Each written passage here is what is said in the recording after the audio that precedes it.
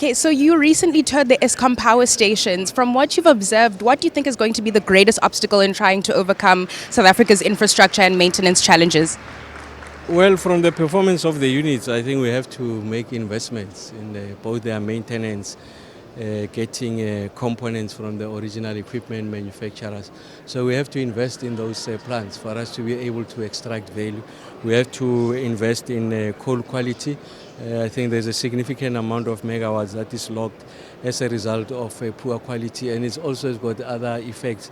Poor quality coal. First is the emissions level, and it also damages the equipment, and it takes out these units unplanned out of operation, resulting in higher stages of load shedding.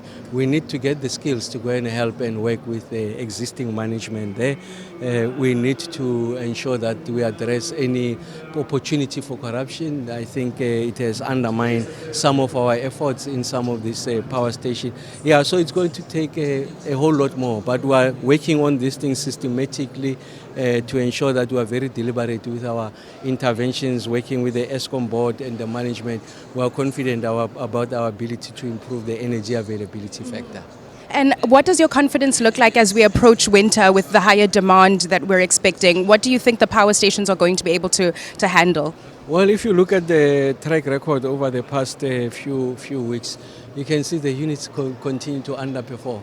And with an elevated levels of demand, the ESCOM project peak demand could be about 34,000 megawatts. I think that is going to be a very difficult winter.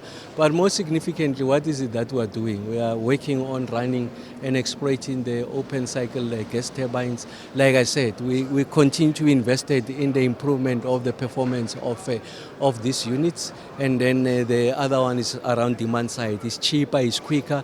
Our computation suggests that if we were to install this gadget, 200 houses, assuming a certain level of consumption, we can be able to save about 1,000 megawatts. So it's about speed, it's about agility.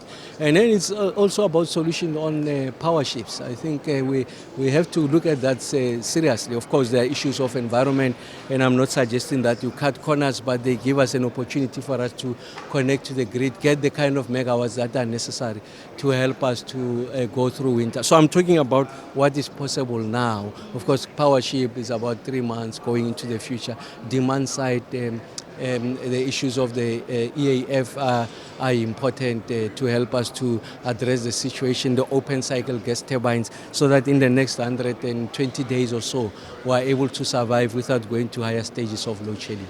And talking about solutions for now, you recently made an informal announcement about the mega bid window you want to roll out. What does that timeline look like, and what has the progress been so far? Oh, well, of course, the point we're making there is that we need to announce to the market our intention to decarbonize.